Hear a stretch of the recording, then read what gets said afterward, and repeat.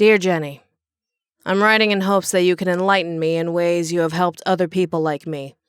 By that I mean, well, let's be honest. I mean you help people who aren't normal. So many letters have passed this newspaper with horrifying or mysterious stories that they all seem like movie plot lines. You seem to be a person who doesn't judge your readers or inquirers, so I hope that kindness can be extended to me. Allow me to be quite blunt from the get-go of this letter. I am legally classified as a serial killer. However you want to spin that is up to you, but at the end of the day, the reason I never get caught is because I don't have a pattern. This is deliberate, because every college kid with a boner for psychology and film addicts with no real purpose for living continue to preach that serial killers reflect their traumas in their choices of victims. I have no trauma. I grew up in a typical nuclear family house with a dad who had a steady schedule and a mom who cooked every day. I would say if I had siblings, but I'm not that stupid. To the pigs reading this, cope. Regardless, I lived a normal life until I didn't. I took my first life years ago, and have been on my own ever since. I just like the thrill of the hunt. The idea of seeing someone take their last breath because of my choices really makes me feel fulfilled. It's a power craving, sure, but it's one addiction I cannot live without. Besides, the world is overpopulated anyway. Why not cull the herd that plagues the earth? You're welcome, sheep of the world. I remember every single victim I've slain to the smallest detail.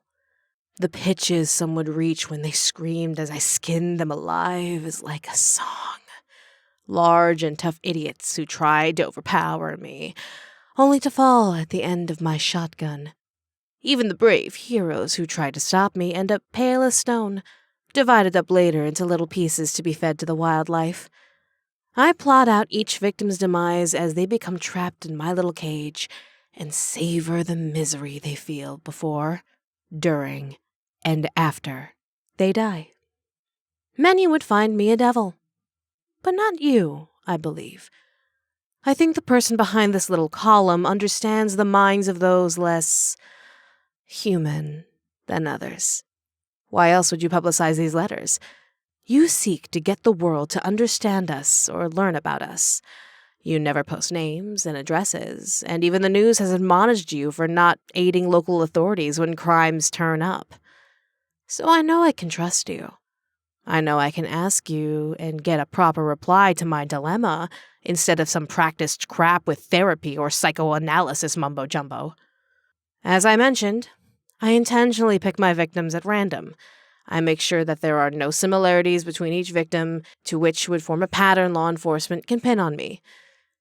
That said, one victim stands out to me. A boy, no more than 10 at best. Stupid brat in overalls and some cartoon shoes who wandered too far from their front yard or something. I don't bother to ask my toys where they came from before I break them. I drove just outside my usual hunting ground. I was getting bored with the typical fare I usually found, so a venture outside my boundaries let me taste a new flavor of humanity. The boy was wandering around an abandoned park, swinging by himself without a care in the world. No one else was around, since the park was clearly defaced and rusted from lack of care and security. Easy target. I lured the kid over with a soda can and stuffed him into the trunk of my car. He screamed and kicked the entire ride to my little house of horrors, and despite what you may think, his death was pretty much business as usual. I didn't treat him any different from the college brat or the trust fund boomer I had captured days before. He wasn't even the first kid I killed. It was easy to dispose of him, just like all of the others. What I didn't expect was my work to be affected after leaving his body parts to the coyotes. My killings have been sloppy, for lack of a better word. There's no step-by-step slaughter, just brutal swings and shots without care. There's no time between each slice and bullet to savor the pain of my victims, which only annoys me. I try to pace myself, but I can't. It's impossible for me at this point. I'm having to drive past my territory every time I need a kill now. My local cattle isn't enough. New is better. I should be thankful and relish in the fresh line of victims. Yet I'm not. I shouldn't be. I don't have to be. I want to do things my way. But if I do, I lose sleep and feel no satisfaction at all. And it's all that kid's fault. His body's gone. Yet he won't leave me alone. He won't stop crying about how slow I am. Jenny, how do I get this kid to stop bossing me around?